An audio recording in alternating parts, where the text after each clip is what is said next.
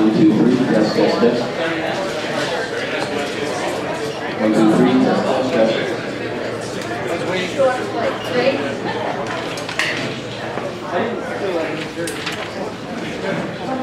Well, good evening, ladies and gentlemen. My name is James Maxson, and I'm the Vice Chair of the Calgary Leadership Forum.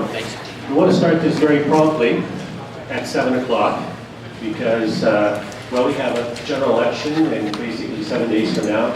And it's very important that you, the citizens, have an opportunity to meet the candidates in Mountain View. Let me talk a little bit about Calgary Leadership Forum. It is an organization here in the city of Calgary. It's made up of about 1,500 people. And we're non-partisan, made up of all of the political parties. And one of our functions and one of our mandates is to encourage greater voter participation by the citizens. And what we've undertaken is to be available to constituencies, to put on forums in the constituencies that either the civic election, provincial elections, or even federal elections during the first week of the campaign.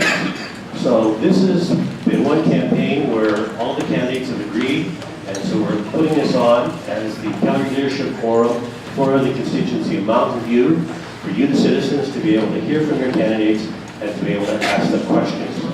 What we're going to start off with is a 5-minute statement by each of the candidates.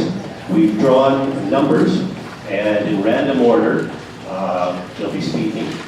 1, 2, 3, 4, and at the same time, each of you, when you've registered, have been given an opportunity of a card to fill out with your questions.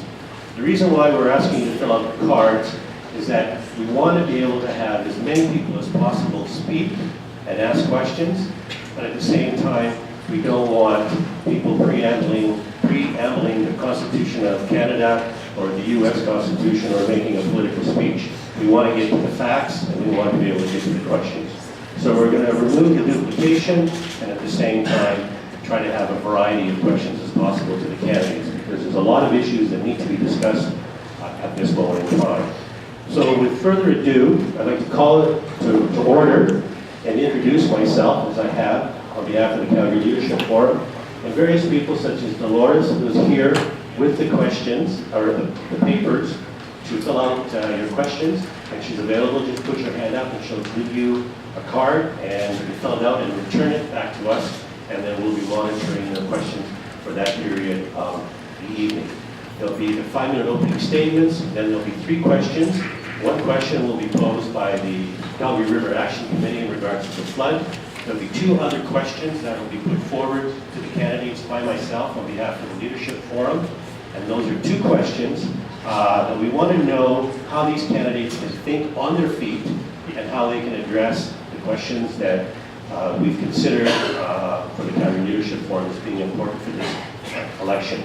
Then we'll have the questions from the floor on the receipt cards that will be asked.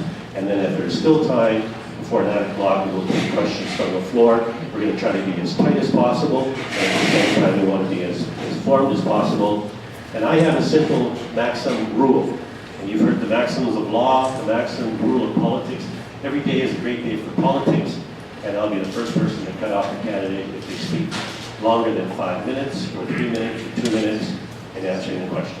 We want to hear what the candidates have to say, and we want to know how they think on their feet, and how the best candidate, or all of the candidates, will represent you in the legislature come May the 5th. So with further ado, the speaking order that we have, and the first speaker is from the NDP party, Jerry Wong.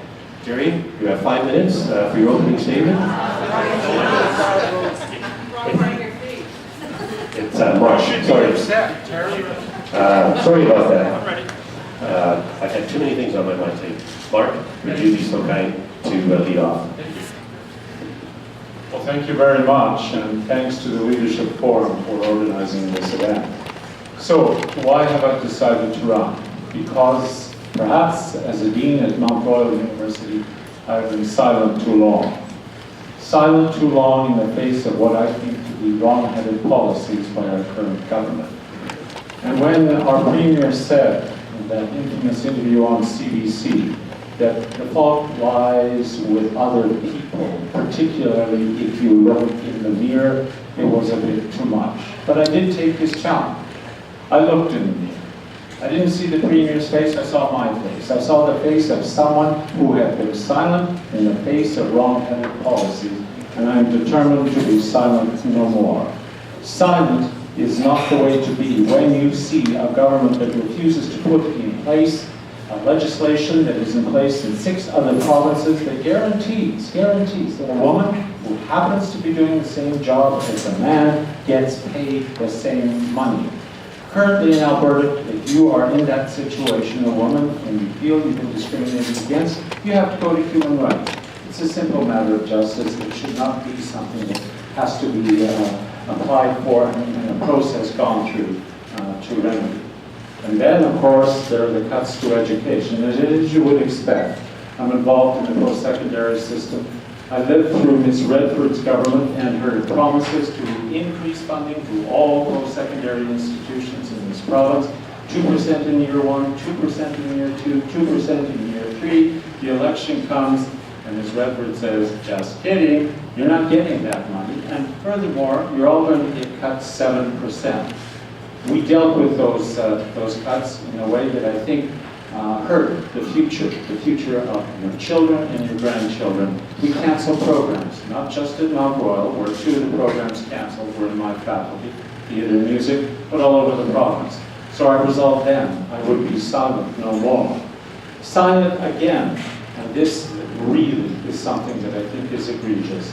When a government chooses as a priority to rebuild a luxury golf course in Kananaskis as opposed to building a comprehensive cancer treatment center at the foothills where it belongs, close to the Tom Baker, their priorities are wrong, and I will not be silent anymore.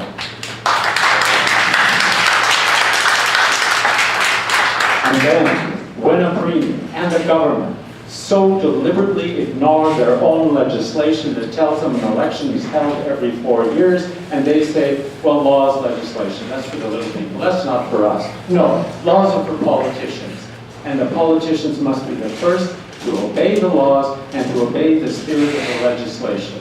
And then, again, I decided I could be silent no more. Rachel Notley and the New Democrats have a better option and a better way. To return government to a position where the politicians serve the people and not the other way around. My name is Marcin Lincoln. I want to be the MLA for Calgary-Mountain View because for the first time we have a chance to form a government and have a progressive government that will work on the issues of most of us, not just some of us. Thank you, Mr. Moderator.